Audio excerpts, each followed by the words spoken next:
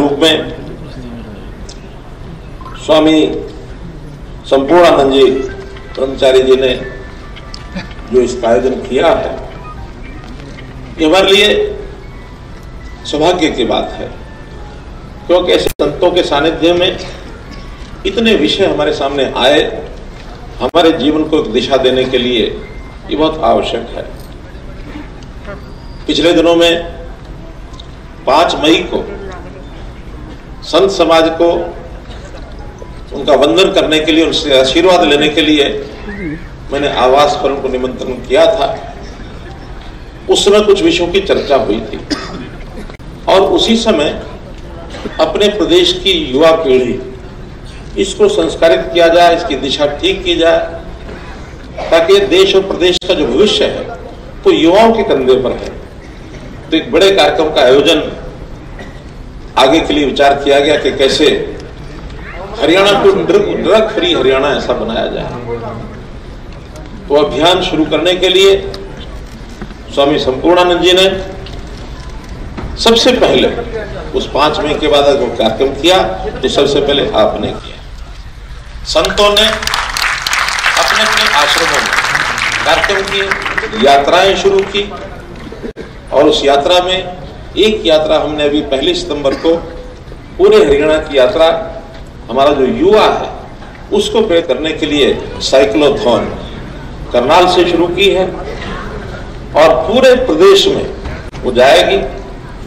24 तारीख की रात्रि को, 23 तारीख की रात्रि को पंचकुला भी आएगी, 24 प्रातःकाल यहाँ से चल करके यमुनानगर जाएगी और 25 प्रातःकाल वहां से चल के वापिस करनाल में उसका समापन होगा। अब ये सब क्यों किया जा रहा है? इसीलिए कि जीवन में अच्छे संस्कार कैसे आ सकते हैं, एक उसके लिए वातावरण बनाया जाए। संस्कारों की बात आखिर क्यों की जाती है? ये संस्कारों की बात इसलिए की जाती है कि हमारा मनुष्य जीवन एक सामूहिक जीवन है और इस सामूहिक जीवन में यदि संस्कार नहीं होंगे तो फिर पशु में और मनुष्य में कोई अंतर नहीं रह जाता है। जैसा एक हमारे यहाँ लिखा गया है शास्त्रों में कि आहार निद्रा भय मैथुनंच, कि पशु भी जो है वो आहार निद्रा भय और संतान उत्पत्ति पशु भी करता है, लेकिन मनुष्य जो है, मनुष्य के बारे में कहा गया है विद्याहीना पशु भी समाना। अगर विद्या नहीं है तो फिर वो पशु ही है। अगर हमको पूरे समाज को सुखी रहना है तो हमको अपने व्यवहार में, अगर हम भी एक सामाजिक प्राणी हैं जिसको अंग्रेजी में सोशल एनिमल कहा जाता है, तो सामाजिक प्राणी के नाते पशुओं में और हमें अंतर इतना ही है कि हमारे पास ज्ञान होना चाहिए, शिक्षा होनी चाहिए, संस्कार होना चाहिए, हमारे काम करने की पद्धति ऐसी होनी चाहिए कि हम सह अस्तित्व के नाते एक सुखी जीवन व्यतीत कर सके। एक हमारी सभ्यता, भारतीय संस्कृति, इसके हिसाब से समाज जीवन दुनिया देख रही है और एक पश्चिमी सभ्यता, इसको भी दुनिया देख रही है।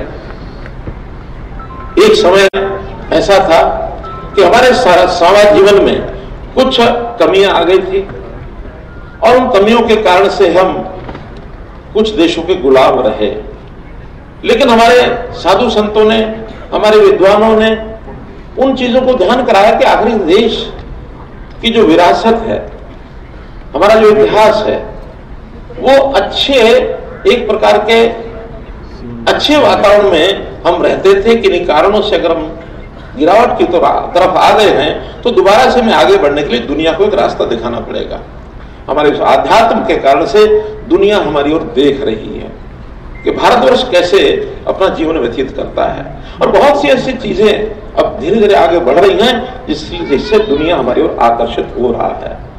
हमारे वो संस्कार, हमारी वो आध्यात्मिकता, बहुत से संस्कारों की बात की गई, 16 संस्कार की जो बात की गई है, हमारे स्वामी जी ने जिस प्रकार से विषय रखा कि हमारे उन संस्कारों के कारण से व्यक्ति,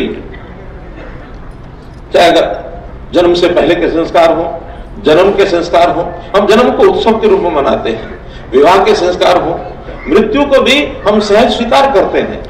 एक परंपरा बना करके रखी है कि एक इतने दिन के अंदर अंदर पूरा परिवार, समाज किसी भी परिवार के साथ खड़ा होता है तो वो संस्कार करके उस परिवार को एक संतोष दिलाता है। विवाह के संस्कार के नाते हमारे यहां महिला पुरुष एक पति एक पत्नी इस नाते से संस्कार बना हुआ है। और उसका जब उल्लेख किया जाता है तो ये कहा जाता है कि एक महिला से हमारा विवाह होता है, बाकी सबको हम बहन मानते हैं, मां मानते हैं। एक श्लोक के रूप में मातृवत प्रदारेषु पर द्रव्येषु लोष्टवत, यानी कोई भी महिला उसको मां मानते हैं और कोई दूसरे का किसी का कोई धन है उसको मिट्टी का ढेला मानते हैं। ये हमारा संस्कार है। हमारे यहां नारी सम्मान एक बहुत बड़ा संस्कार समाज में रखा गया, जिसके कारण से हम समाज के अंदर कहते हैं हमारा जो युवक है, हमारी जो बेटी है, बहन भाई का उसका संस्कार है। आज गुजरात का मैं कई बार उदाहरण देता हूं। हमारे स्वामी जी गुजरात में अपना सारा वो करते हैं, अपना चिंतन मनन। गुजरात में हर व्यक्ति के नाम के साथ भाई लगाते हैं, हर महिला के नाम के साथ बहन लगाते हैं, भाई बहन। तो एक संस्कार है। हमारे हरियाणा में भी इस प्रकार का समाज जीवन में, ग्रामीण क्षेत्र में बहुत बड़ा संस्कार है कि गांव में लड़का लड़कियों से बहन है। बल्कि कई प्रकार की ऐसी कंट्रोवर्शियल चीजें भी आई कि एक गांव के अंदर लड़का लड़की की शादी नहीं होगी। खाप पंचायतें वो कहती है, खाप का एरिया 20-30-15 गांव जो हैं उसके अंदर लड़का लड़की की शादी नहीं होगी, आसपास गवांड में नहीं होगी। क्यों? संस्कार ऐसा है कि वातावरण अच्छा रहे, वरना पश्चिमी सभ्यता सब खुला छोड़ रखा, कम्यून सिस्टम, कोई किसी के प्रति कोई श्रद्धा का भाव नहीं। हम तो मां मानते हैं, इसलिए मां मानने के नाते नारी का सम्मान भी हम करते हैं। और दुनिया को हमने बताया, स्वामी विवेकानंद जी ने जब उनका शिकागो में भाषण हुआ, पहला भाषण, उस भाषण में उन्होंने बड़े सामान्य सहज भाव से भारतीय संस्कार है उसके नाते से बोला था। कोई बहुत सोच समझ के बोला होगा कि जिसके कारण से उनके भाषण के शुरू होने से तालियां बज जाएंगी। मुझे नहीं लगता कि हाँ उन्होंने कोई सोच समझ के कहा होगा। उन्होंने जैसे संबोधन करते हैं, उन्होंने कहा, my dear American brothers and sisters, इतना कहते ही विषय तो शुरू करना था, लेकिन इसी में से तालियों की गड़गड़ाहट पूरा हॉल गूंजता रहा कि अमेरिका के लोगों के इन्होंने भाई बहन ये कह के पुकारा है। दूर मत जाइए, मैं अभी 4 दिन पहले की बात बता रहा हूं, शायद पहली तारीख की, आज 4 भी दिन, आज क्या तारीख है, 3 दिन पहले संयोग से साउथ अफ्रीका के जो एम्बेसडर्स हैं, लगभग 20 देशों के एम्बेसडर दिल्ली में बुलाए, मैं नहीं बुलाए थे, क्योंकि सरकार के नाते हमको विदेशों के साथ उनके एम्बेसडर्स के माध्यम से कुछ संबंध बनाए जाएं, कुछ प्रदेश की तरक्की में कुछ आगे बढ़े, तो उनको एक रात्रि भोज का एक निमंत्रण दिया। अब उन 20 में से 7 जो वहां पर थी हमारे जो उनके प्रदेशों, उनके देशों के एम्बेसडर्स, वो महिला थी। मुझे लगा कि कोई एक संस्कार की बात इनके सामने अपने देश की रखी जाए, तो मैंने कहा ठीक है, 7 महिलाओं से कहो कि रक्षाबंधन के दिन मुझे रक्षाबंधन बांधे। और साउथ अफ्रीका की वो 7 महिला जो राजदूत थी, उन्होंने आके राखी बांधी और बाद में उसका उल्लेख किया कि what is this, what was this. हमने कहा कि हमारे देश का एक बहुत बड़ा एक परंपरागत ये त्योहार ऐसा भाई बहन के रिश्ते का त्योहार है। यानी वो पूरा गदगद रही पूरे 1-1.5 घंटा जब साथ में था। अब ये संस्कार यहीं का है और इस संस्कार को मन में उतार कर चलते हैं। मैं छोटी घटना सुनाता हूं। एक बार एक नदी में थोड़ा पानी था और उसको नदी को पार करने के लिए सामान्यतया पुल नहीं होते थे, पानी में से चल के जाना पड़ता था। तो एक थोड़ा बड़ी आयु का व्यक्ति वो आगे खड़ा हो गया, नदी को पार करूं तो कैसे करूं। थोड़ी देर में उसी गांव में दूसरा गांव पार में था, तो एक लड़की भी आके खड़ी हुई, उसको भी पार करना था, वो भी खड़ी हो गई। पार करना मुश्किल है। एक नौजवान आया, उसने भी पार करना था। उसने देखा कि ये 2 लोग तो पार करने में कठिनाई उनको महसूस हो रही है, तो चलो मैं सहायता करता हूं। नौजवान था, वो तो पार करने में सक्षम था। उसने कहा कि पहले ये महिला है, लड़की है, इसको पार कराना ठीक रहेगा, ये अपने चली जाएगी, अपना गांव चली जाएगी। उसने कंधे पर बैठाया, पार करके वहां छोड़ आया, वापस आकर के और उस बुजुर्ग को कहा कि मेरे कंधे पर बैठो। तो बुजुर्ग थोड़ा नाराज हो गए, नहीं मैं तुम्हारे कंधे पर नहीं बैठूंगा। उन्होंने कहा नहीं महाराज, आपने नदी पार करनी है, पार कराऊंगा मैं आपको, आप दिक्कत आएगी, आपके नदी में पानी थोड़ा ज्यादा है, ऐसा ना हो कि जान खतरे में पड़ जाए। कैसे तैसे मना करके कंधे पर बैठा लिया, नदी पार ले गया, पार लेके उतार दिया और कहा कि ठीक है बाबा, आपने भी, उसको पता था इसने गांव में जाना है, कि आपने भी उस गांव में जाना, मैंने भी गांव में जाना, चलो चलते हैं।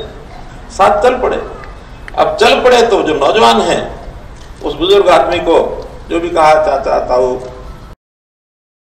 कह के बातचीत करने के लिए प्रयत्न किया कि कैसे हो क्या हो, वो बुजुर्ग जो है बोले नाराज, गुस्से में कि बाप बोलते क्यों नहीं, बताओ तो सही। फिर गुस्सा जब निकला, फूटा, तो क्या खाक बोलो, तो अपनी उस लड़की को कंधे पर बैठा करके ले आया। हाँ ये क्या हुआ, कि वो भी संकट में थी, उसको मैंने पार किया तो मैं ले आया, कि नहीं तुम पते हो, लड़की को कंधे पर उठा लाया। बाबा मैं तो कंधे पर बैठा करके नदी के किनारे उसको छोड़ आया था, और तुम हो कि उसको लेकर के अभी तक साथ चल रहे हो।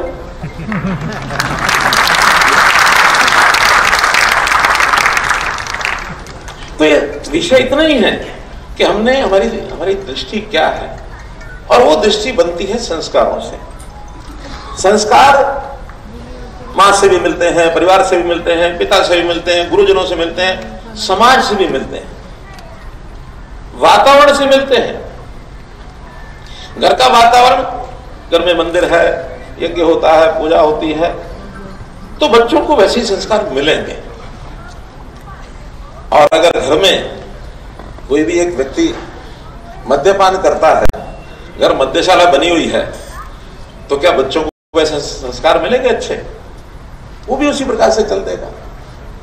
आजकल ये जो आईटी के जमाने में ये जो आजकल मीडिया आ गया है, टीवी आ गया है, सोशल मीडिया चल पड़ा है, इसके कारण से भी अगर अच्छी दिशा में ले जाएंगे तो अच्छे संस्कार मिल जाएंगे, गलत दिशा में चल पड़ेंगे तो गलत संस्कार मिलेंगे।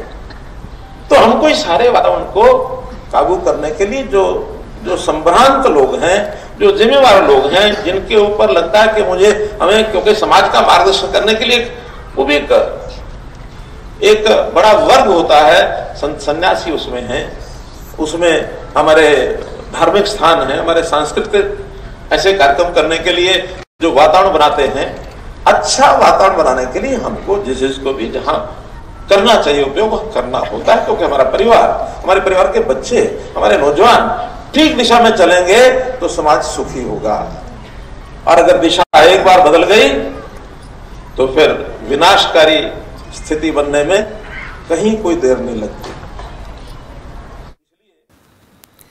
तो हरियाणा के सीएम मनोहर लाल को आप सुन रहे थे हमारे भारतीय संस्कारों का महत्व कार्यक्रम। इस कार्यक्रम के जरिए उनकी तरफ से संस्कारों से जुड़ी कहानी का भी जिक्र उन्होंने किया कि किस तरह से संस्कार और कुसंस्कार दोनों में फ़र्क होता है, विचारों में फ़र्क होता है, और हम अपने संस्कारों के जरिए अपने परिवार, अपने समाज को बेहतर बना सकते हैं।